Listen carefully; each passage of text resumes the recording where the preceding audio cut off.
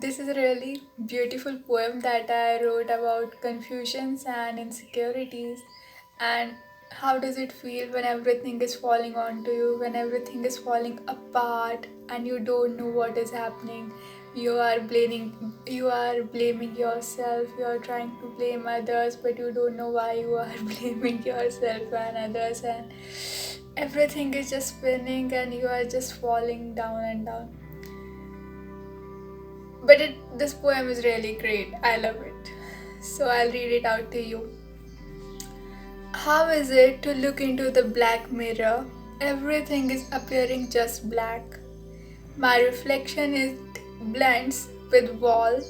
My reflection it blends with walls, and walls are dipping into the space like black color paint. I try to touch the mirror. I feel its cold surface, but I don't see it. Black mirror. I don't know if I am inside it or outside. How do I differentiate? Am I stuck? If I'm inside, was I free? If I ever was outside, even my shadow is gone.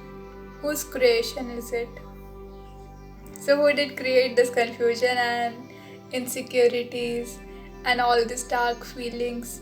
And we also name it as dark path of our soul. Everybody goes through it, and it is scary, obviously. And of course, everybody wants to free from it, and that is what I wrote.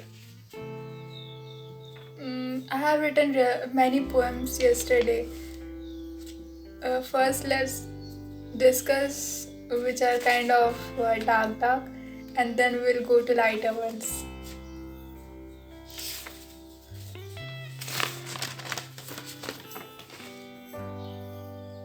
Huh, this one. This is the first poem I wrote yesterday, I guess. Yeah, it is the first one.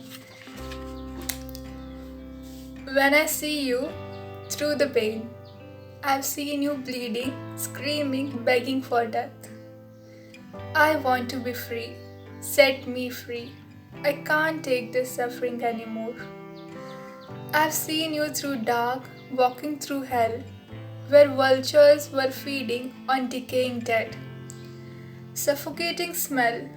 I've seen you walking through endless doors and disappointments to see just another door leading to another door. I've seen you walking through I've seen you walking through the thoughts of why am I walking? Where am I going? Is this even right path? Have I been misled? Why am I walking? Where am I going? I've seen you walking, still walking, opening and shutting back all doors in vain. Exhausted, scattered, distracted, hopeless, helpless, confused, disappointed, broken. I've seen you walking, still walking, ignoring all the help, ignoring all the signs, ignoring the light. Because walking in dark, that is all you know now. Because walking in dark, that is all you know now. I've seen you walking, not to walk anymore, not to know anymore, not to listen anymore. I've seen you walking and walking in that cage where you walk along all four walls, stuck, but you wish to be free. I started with pain in this poem and I ended with a little wish, like a spark, which can ignite into big flame. It started with little negative note where you are walking and you are just walking and walking and walking and you don't know if it will ever end, but in the end there is still hope inside you, and that is a motivation to walk more, and definitely you will reach where you have to. And there are fears of our path. Is it correct? What if it is not? What will happen? Ignore them. They mean nothing. Wherever you are going, however you are going, you are meant to go there only. Believe in your path. Believe in that hope, that little spark. Let it burn, let it ignite, let it get bigger. And that light will lead you. You don't need anything else. You don't need anyone else. You just need yourself. I'm not telling you to cut off everyone. I'm just telling you to believe in yourself. A little bit more. Now, let us move on to another poem which might start with confusions inside my head, then it ends with motivation and self-realizations. It is a good one. I'm sure you will love it. I'm scared of thoughts. I'm scared of thinking, writing, speaking. What if it is not as good? I'm scared of voices. I see various faces of different people. Was that too bad? I don't know how I spoke. Well, I'll start again. I'm scared of thoughts. I'm scared of thinking, writing, speaking. What if it is not as good? I'm scared of voices. I see various faces of different people whom I have met, whom I have seen, were part of my life. Some still are, most have been erased. I see I see various faces of different people, but just one cruel voice, and it shatters the house, bridge, and birds. Birds of flight to soar higher. House where I feel warm and welcomed. Bridge which connects me with my dragon and phoenix. Phoenix, a bird who motivates me to reborn and who motivates me to reborn through the flames of fears and ashes, reminding me that past is dead. Past is dead. To soar high and limitless. Strong as dragon, breathing fire of determination, flight of faith, belief of protection. Universe is with me, I am not alone, as I never was, and I walk stronger to grow and rise like sun in the sky. And I walk stronger to grow and rise like the sun in the sky. In this poem, I told you about faces and things. I will repeat that line to you. I see various faces of different people whom I have met, whom I have seen, were part of my life, some still are, most have been erased. I see various faces of different people, but just one cruel voice. This is where the self-criticism comes. We associate faces of different people with a cruel voice, which is actually inside your head, building up with your overthinking, overanalysis, and random negative thoughts or whatever is going on, and you are imagining, and that thing is piling up, and you are blaming yourself. Sometimes you are blaming the situation, the peoples. Well, they don't have anything to do with it. So yeah, this is that voice. And it bothers us all the time. But we need to overcome it. And how to do that? Well, believe in the universe. Believe in the protection. Believe in the path. That belief and faith are the core which will help you to get over this voice.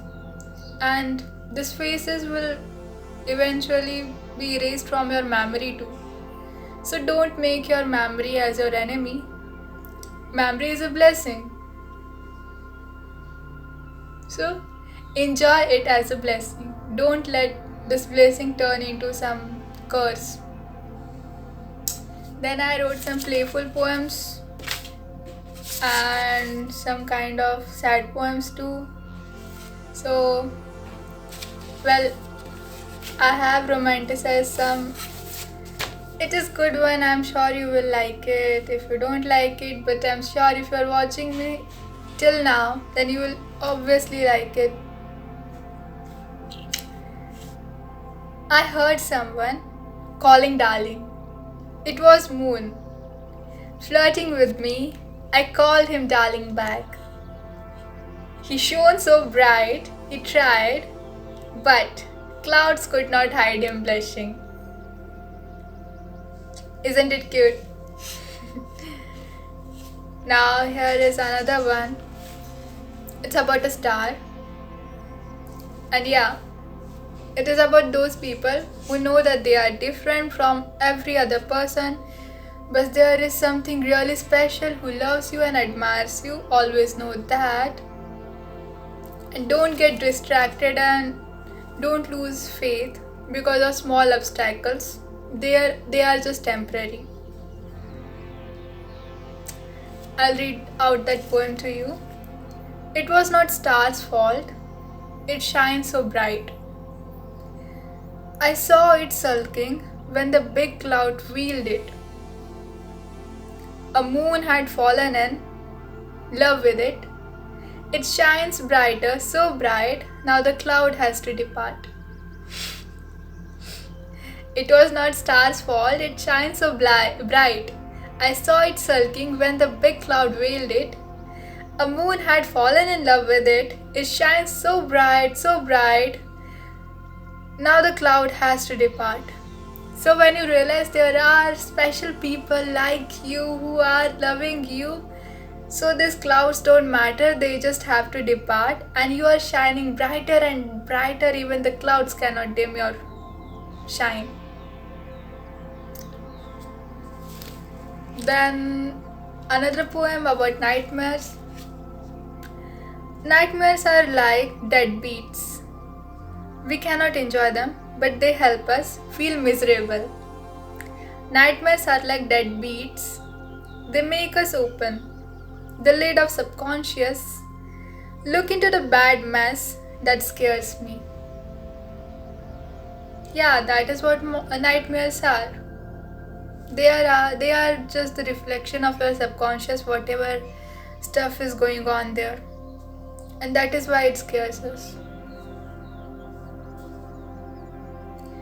I often look at my hands and wonder what did fairies write on it when I was little. My story in stars, how does it look? It's just random thoughts. What is written on this hand and all. Well, this one is quite personal poem. I don't know if I should share with you or not. Well, I will share with you anyways. It is good one. It is like, those feeling those we have, like there are people who love us and who want to help us, who want to make us feel comfortable. They're asking us how are you feeling, but you wonder if I will tell you, you will also get heartbroken by what I'm going through. So yeah. I was walking down the road. Trees and grass, even the little sleepy shrubs on the side asked me, why are you so sad? I feel grateful, they asked, so loudly. I cannot ignore. But it is heartbreaking to answer them back. It will hurt them so much. If I tell them I'm blaming everything on me again, this is it.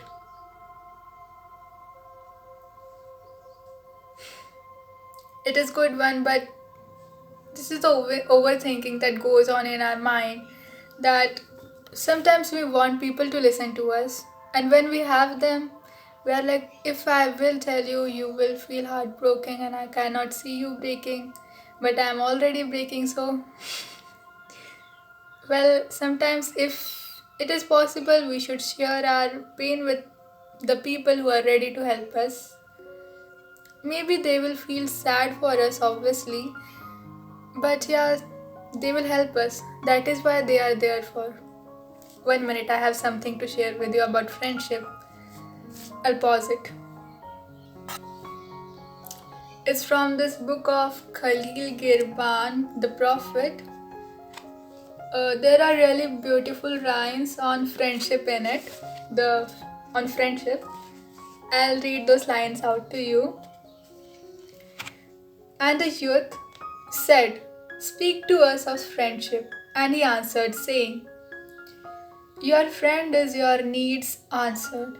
He is your field, which you sow with love and reap with thanksgiving. And he is your board and your fireside. For you come to him with your hunger and you seek him for peace. When your friend speaks his mind, you fear not the nay in your own mind, nor do you withhold the I. And when he is silent, your heart ceases not to listen to his heart. For without words, in friendship, all thoughts, all desires, all expectations are born and shared with joy that is unclaimed." This is what friendship is. So, yeah, sharing is good. Friends are there to share.